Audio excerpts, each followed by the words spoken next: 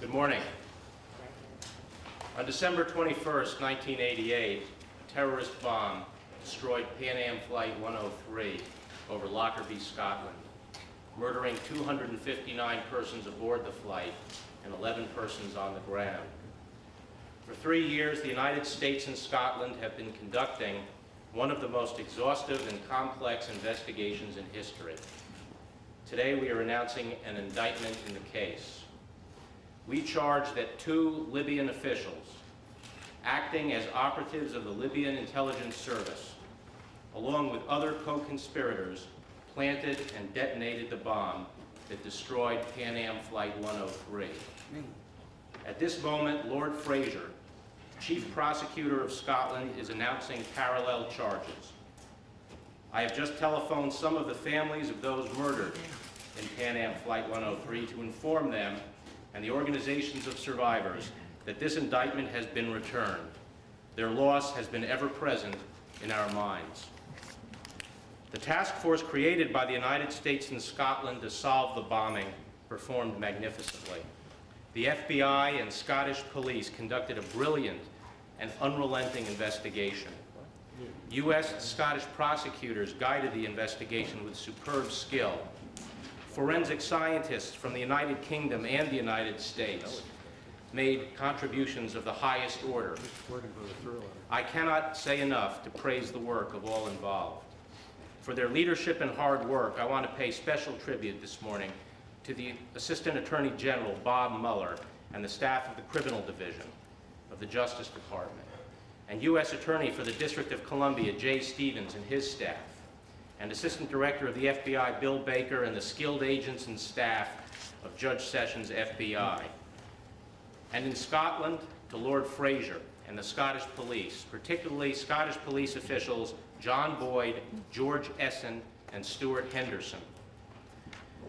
This investigation is by no means over. It continues unabated. We will not rest until all those responsible are brought to justice, and we have no higher priority. The defendants we indict today are Abdel Basit Ali al-Magrahi and Lamin Khalifa Fima, officers and operatives of the Libyan intelligence agency. These defendants are fugitives from justice. Here is what the indictment charges. The defendants and co-conspirators made a bomb of plastic explosive and a sophisticated timing device and placed it in a Toshiba portable radio cassette player. The radio was put into a Samsonite suitcase. On December 20th, 1988, the defendants flew from Libya to Malta, where one of them had recently worked for Libyan Arab Airlines and had access to the baggage tags of another airline, Air Malta. By using stolen Air Malta baggage tags, the defendants and their co-conspirators were able to route the bomb-rigged suitcase as unaccompanied luggage. The suitcase was put aboard an Air Malta flight that went to Frankfurt, Germany. At Frankfurt, the suitcase was transferred to Pan Am Flight 103A to Heathrow Airport in London. At Heathrow, the suitcase containing the bomb was placed aboard Pan Am 103. It exploded approximately 38 minutes after Flight 103 departed for New York. Pan Am Flight 103 was at an altitude of 6 miles when the bomb detonated. Pieces of the jetliner were scattered over an area of 845 square miles. Scottish authorities immediately started conducting the most extensive crime scene investigation ever carried out.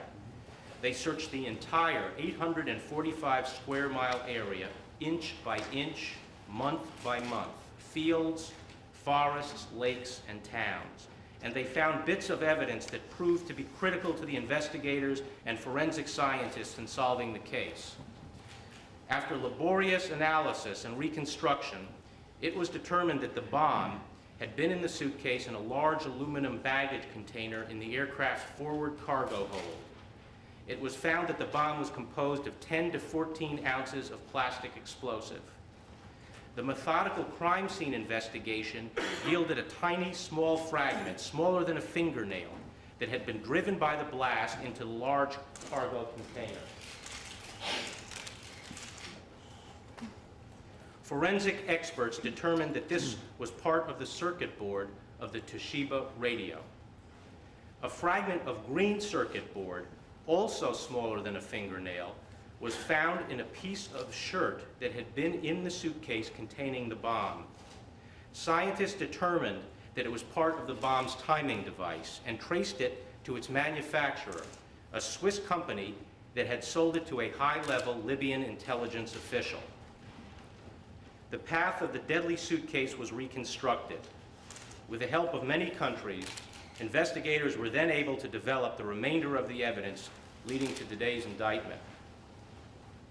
This has been a case of incredible complexity, and as you can see, it required a painstaking, long-term investigation of the utmost diligence and attention to the smallest detail. Although this investigation is continuing and will be pursued unrelentingly until all responsible are brought to justice, today's indictment is a landmark and sends a powerful message.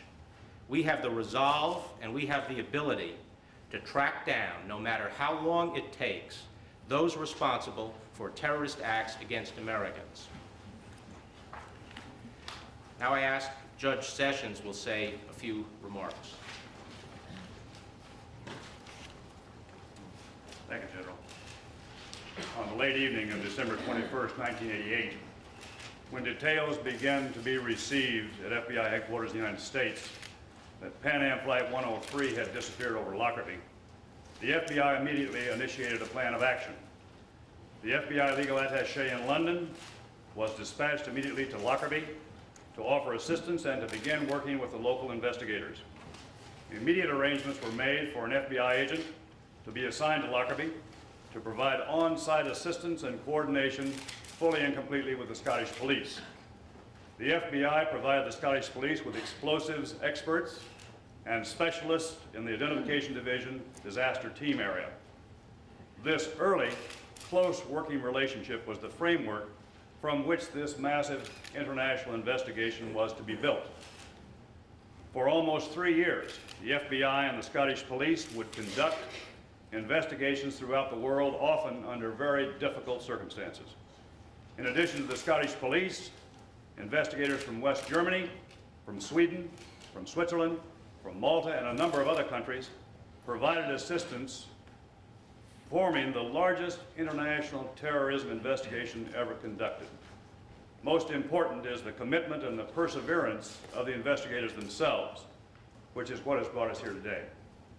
Consider for a moment that in early 1989, numerous theories abounded regarding the responsibility for this particularly horrendous crime.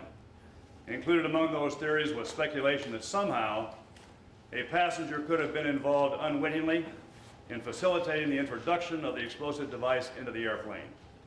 Each and every one of those theories was meticulously and carefully investigated by the FBI and the Scottish police in pursuit of the truth. After exhaustive investigation, it can be stated with utmost certainty that no passenger or airline employee on Pan Am 103 was involved either wittingly or unwittingly in this crime. The unrelenting persistence of the investigators to develop the facts has successfully resulted in the indictments that are announced here today.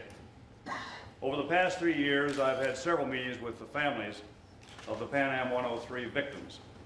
While I could not and did not discuss the details of the case, I tried to emphasize repeatedly the painstaking and long-term demands of complex terrorism investigations such as this. I asked the family members to continue to understand the tedious nature of the case. Clearly, all of us, the families and the FBI, shared a fervent desire to bring the perpetrators of this horrible act to justice. Although today's indictments are a major breakthrough, as the Attorney General has announced, they do not signal the end of the investigation. The FBI will remain committed to the investigation and will pursue the resolution completely of this heinous crime. Thank you very much. Now let me introduce Bob Mueller, the Assistant Attorney General in charge of the Criminal Division of the Justice Department, who will make a brief remark. After living with this case for a number of years, it is somewhat of a poignant moment for those of us involved to be able to stand here today and bring before you an announcement relating to charges. There are aspects of this international investigation of the bombing of Pan Am 103 that are indeed unique in law enforcement history. The Justice Department went around the world to follow this investigation. And as my predecessors at the podium have said, the indictment that is returned and announced today could never have been developed without the unstinting work of a number of authorities from a number of nations. This investigation is unique because it required coordination that, in my experience and the experience of a number of prosecutors, that was unique in terms of coordinating with a number of prosecuting authorities as well as investigative agencies. The coordination was intensive. We worked together no matter what the obstacles were that we encountered. And as the Attorney General has said in Director Sessions, the greatest credit must go to the police of Scotland. Faced with nearly impossible tasks, they never faltered. The Scottish police searched an area of 845 square miles where the wreckage of Pan Am 103 fell. And with the greatest of diligence, they, along with the FBI, found the key evidence. We indeed have no words to adequately express our gratitude to Lord Fraser of Carmely, the Chief Prosecutor of Scotland. His leadership always was magnificent. The fact that charges are brought today in the United States and Scotland is a tribute to the great determination of the Scottish police and Lord Fraser to ensure that justice be done. We worked with the Scottish authorities throughout in an atmosphere of mutual trust and cooperation. We solved our problems together. And all along, we both had high hopes for the outcome of the investigation into the tragedy of Pan Am 103. All along, we also received substantial, excellent assistance from a number of other nations, including, as was mentioned by the director, Switzerland, Malta, Germany, Sweden, and France. And we are truly grateful to them for enlisting with us in an investigation to determine who were the perpetrators of this tragedy. And also our task force within the Justice Department was a model of cooperation. United States Attorney Jay Stevens of the District of Columbia and his staff, Federal Bureau of Investigation, and the prosecutors in the Terrorism and Violent Crime section in the Criminal Division worked together throughout. As this investigation continues, we have the same hopes that we had previously, that we would receive and continue to have the same high level of cooperation that we have had in the past. We are sure that this high level of cooperation will continue in the future as we proceed in the investigation. Thank you. Now I'd like to introduce United States Attorney Jay Stevens.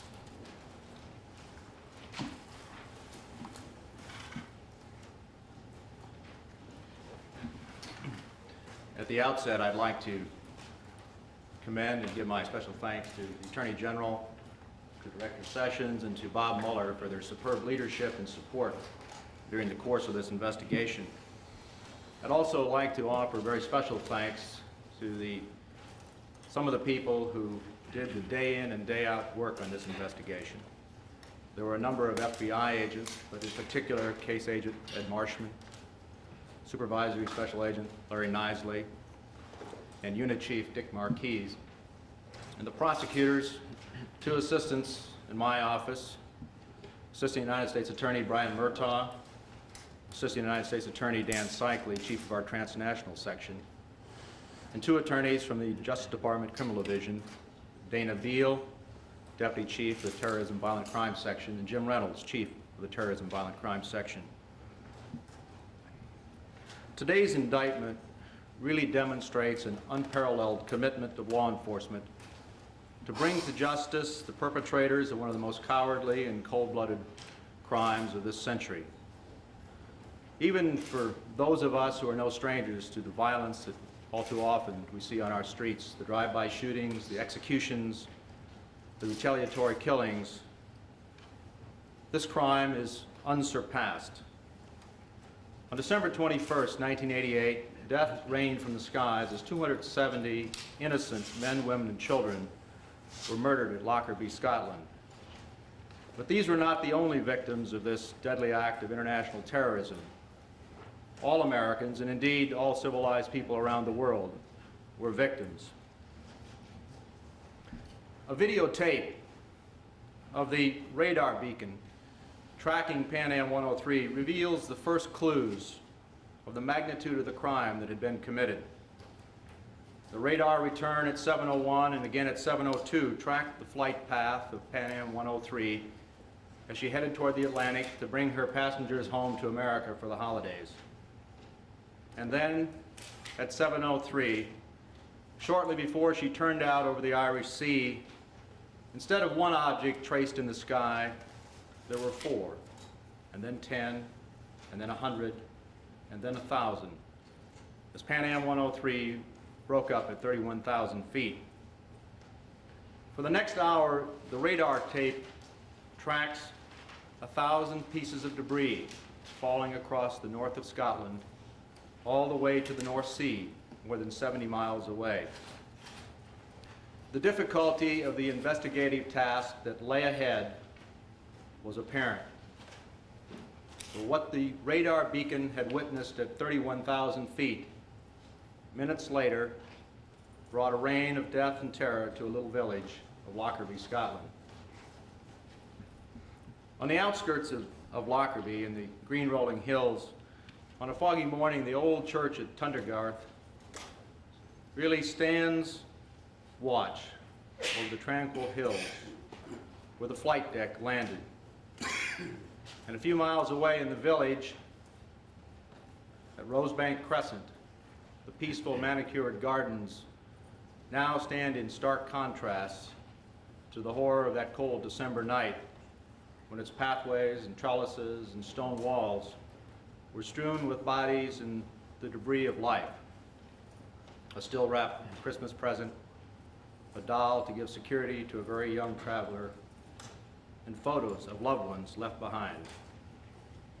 And at the edge of Lockerbie, just inside of the motorway, where houses once stood and where people once lived, now a memorial garden grows to heal the scars that were caused by the falling aircraft wings, which created a gigantic crater and a hellish fireball fueled by nearly 200,000 pounds of aviation fuel.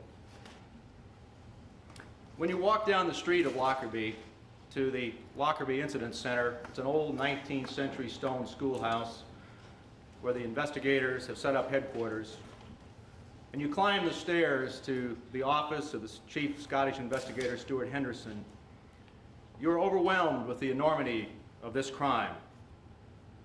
For all around the walls of this very stark, simple office is a chart, a poster board, made with a magic marker, listing the victims of Pan Am 103. Kenesha Whedon, Sally Scott, Daniel O'Connor, Jonathan White are but some of the names on that wall. And the Williams family, Stephanie, George, Brittany, Bonnie, and Eric. Their names are there also.